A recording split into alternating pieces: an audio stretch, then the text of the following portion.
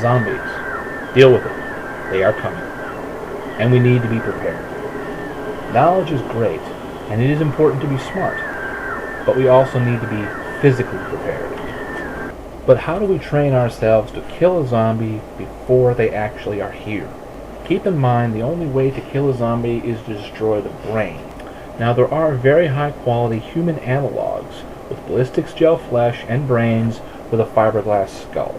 But who has the time or the money or the know-how to make something like that? But there is a way to imitate the human head for weapons testing, and it all revolves around the coconut.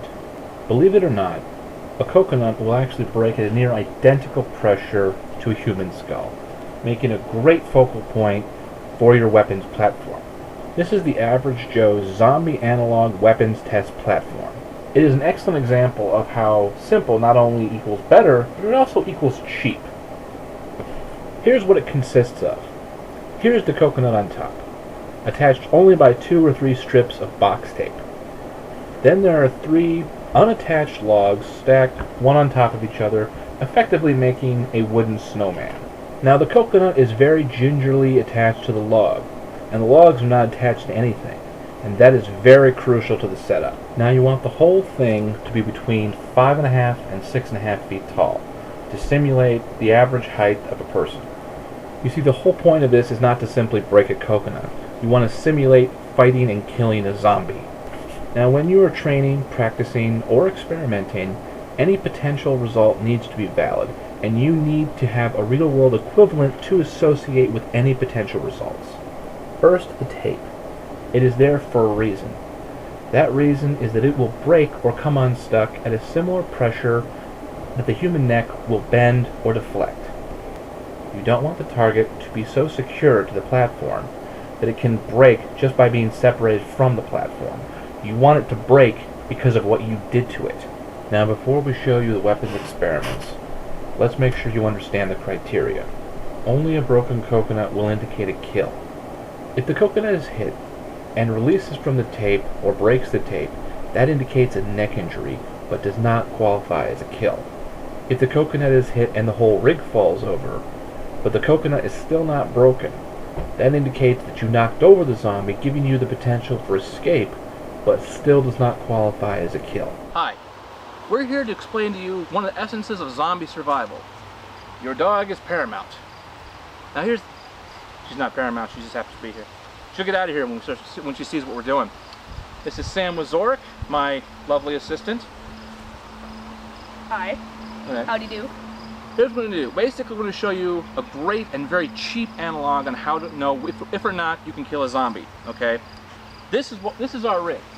Put this on for that, zombie apocalypse gas mask. Why not? Alright, we got that. Safety goggles. Alright. Have a cracks and skulls. Oh.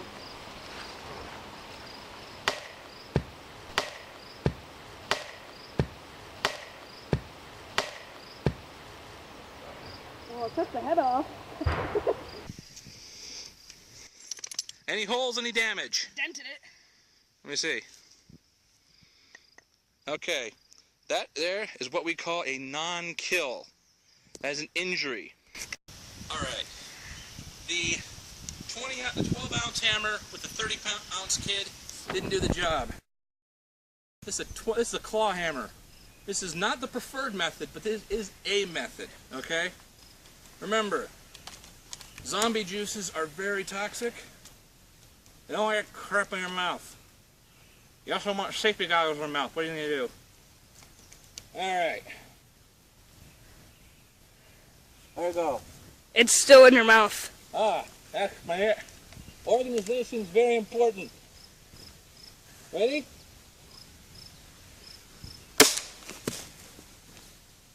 Actually, you know what? So wrong? I'm wrong. That's not a kill. That's a serious skull fracture and definitely a fatal wound for a human. That's not a kill for a zombie. Alright, I'm gonna redo this one because I seriously believe that this little beast can kill a zombie. Alright, safety goggles. Screw the gas mask. That's for effect. Alright. I missed. You have to hit the brain. zombie... Oh!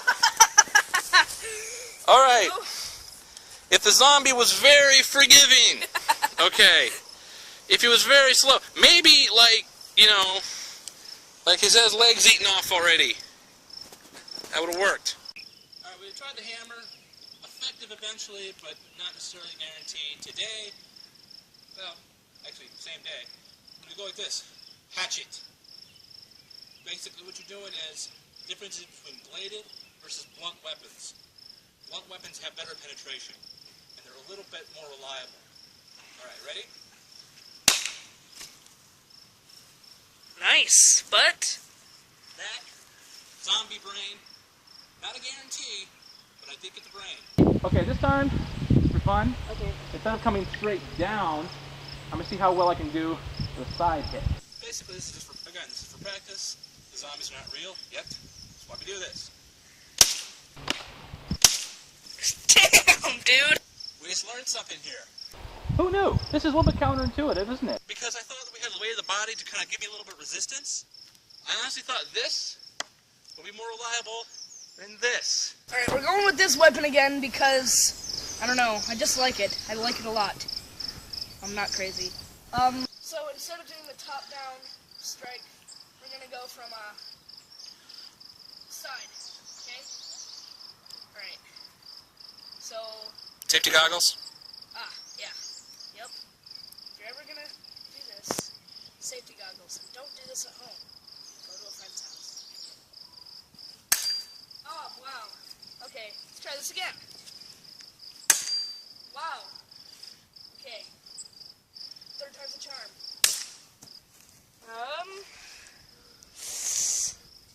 Close. That would mortally wound a human and definitely kill the human. Okay. Look at that. Not a kill. Alright. Now I'm gonna try the more reliable hatchet, because I want to have some fun with this. But just remember, we are explaining what we're doing here, so keep in mind that the only difference between prepared people and crazy people is a plan. Alright, so here we go. I missed again. Take two, I guess. Oh, wow. Okay. See what I did there? I shaved it. Took a chip off of it. That is not a kill. I'm going to go ahead and use the hatchet one more time, because so far it's proven to be the most effective. I just want to verify. Alright. Here I go.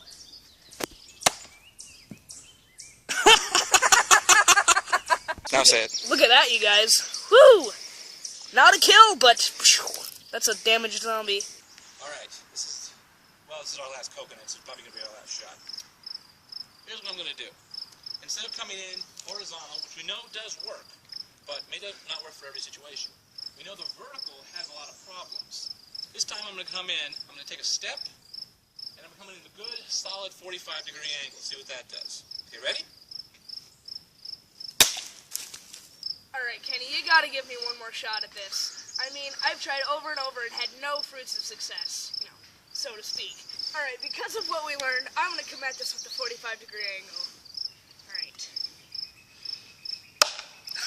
I am so bad at this. Okay. One more time. Maybe it's a slow zombie. Maybe it's just my... Take a step. Yeah. That was a death right there. That zombie is done. However, since I missed the first strike, I was probably bitten, but I had enough time to take out that zombie before I die. Revenge! Something else we need to cover when doing hand-to-hand combat with a zombie. Obviously, this lovely thing is our zombie. So obviously this is his mouth right here. Now let's say, just for sake of argument, you were to take a strike and completely miss the head, which obviously can be done. Now, if you hit it just a little bit, you're obviously going to damage it. However, if you miss completely, that is a major problem. Because watch what happens if I do this in slow motion. I swing, either get a glancing blow, or miss completely, and I overextend. This is a problem. This is why we're using a hatchet, not an axe. If I use an axe, which is obviously considerably longer, it's much easier to overextend. I overextend. Now where's my shoulder? Right in front of the zombie's mouth. My shoulder. Always use short, controllable weapons. Don't go with a katana, go with a machete. Don't go with an axe, go with a hatchet. There's also what's called a short-handled bludgeoning weapon, which is, of course, a sledgehammer. But they come with handles this length, okay? It's very important for the exact same reason. You don't want to overextend. We all want more distance between us and our enemy, but when you're talking the difference between 2 feet and 4 feet, it's much better to have better control.